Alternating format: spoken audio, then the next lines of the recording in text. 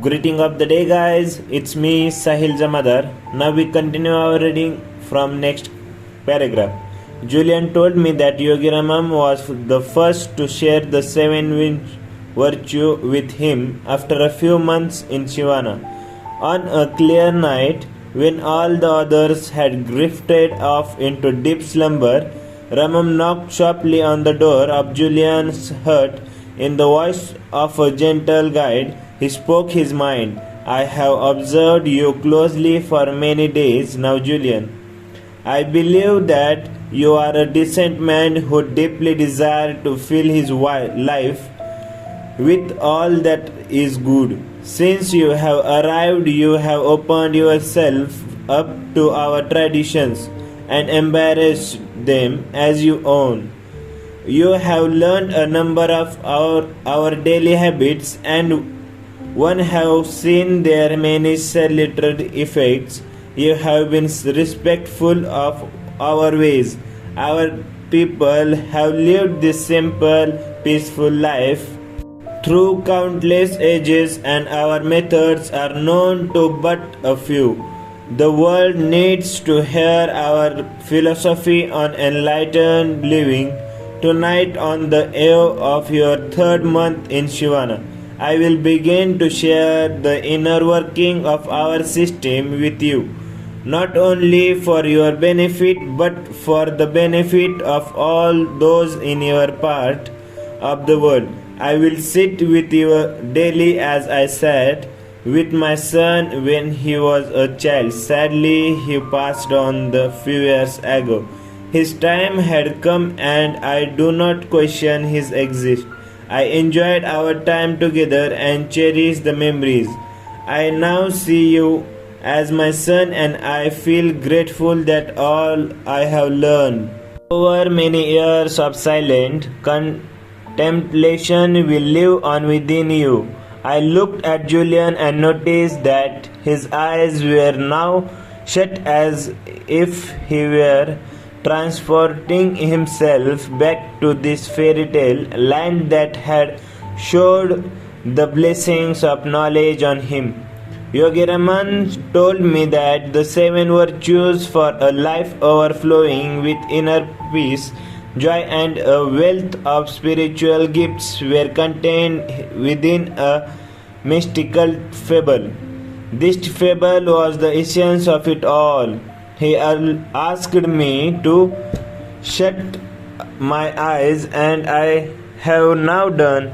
Here on the floor of your living room, he then told me to picture the following scene in my mind's eye. You are sitting in the middle of a magnificent, lush green garden. This garden is filled with the most spectacular flowers you have ever seen.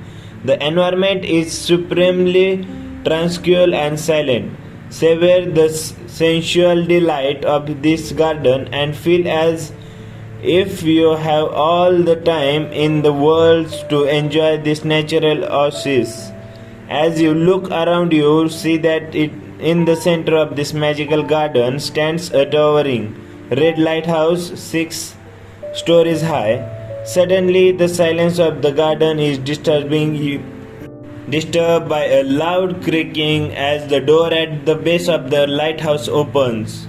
Out slumber a 9-foot tall, 900-pound Japanese sumo wrestler who casually wandered into the center of the garden. It gets better, chuckled Julian. The Japanese sumo wrestler is naked.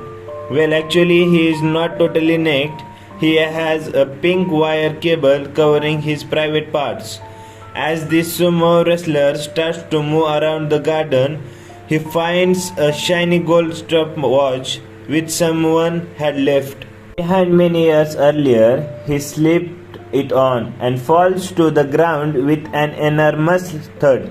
The sumo wrestler is rendered unconscious and lies there silent and still. Just when you think he has taken his last breath, the wrestler awakened, perhaps stirred by the fragrance of some fresh yellow roses blooming nearby. Energized, the wrestler jumps swiftly to his feet and intuitively looks to his left. He is startled at what he sees.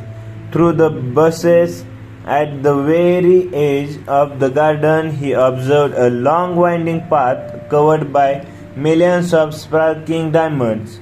Something seems to instruct the wrestler to take the path, and to his credit, he does. This path leads him down the road of everlasting joy and eternal bliss. After hearing this strange tale, highest atop a Himalayas, seated next to a monk who had seen the torchlight of enlightenment firsthand, Julian told me that he was disappointed. Quite simply, he said that he thought he was going to hear something earth-shattering knowledge that would stir him to action, perhaps even moves him to tears. Instead, all he heard was a silly story about a sumo wrestler and a lighthouse. Raman detected his dismay. Never overlook the power of simplicity, Julian was told. This story may not be the sophisticated discourse that you expected, said the sage, but there is a universe of sensibility in its message and a purity in its purpose. From the day you arrived, I have thought long and hard as to how I would share our knowledge with you.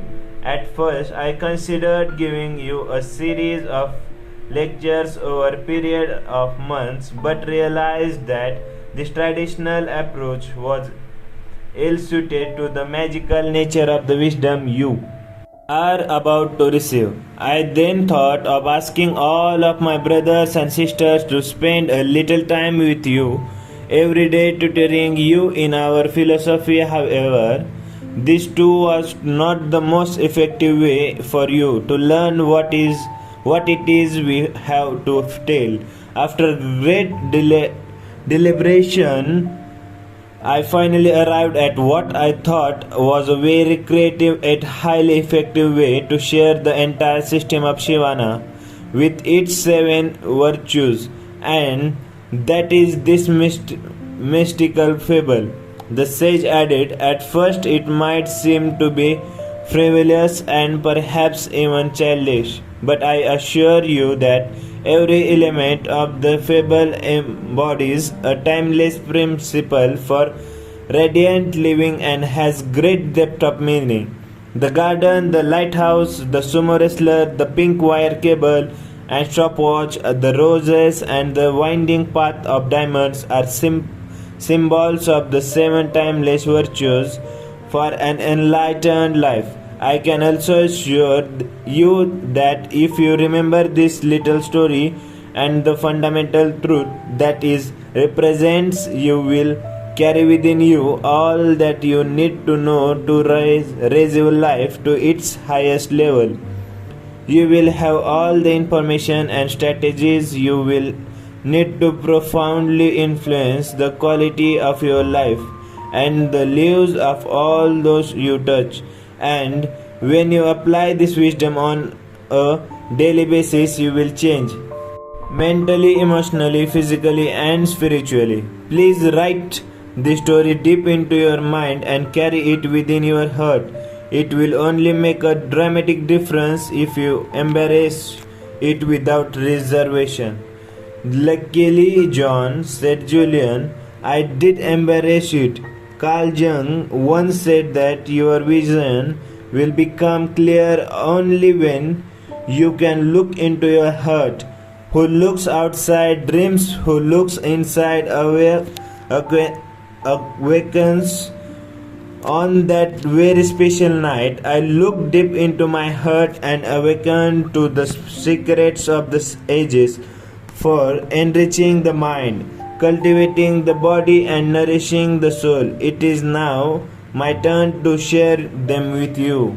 That's enough for today. We continue our reading A Most Extraordinary Garden. Okay, bye. Have a good day.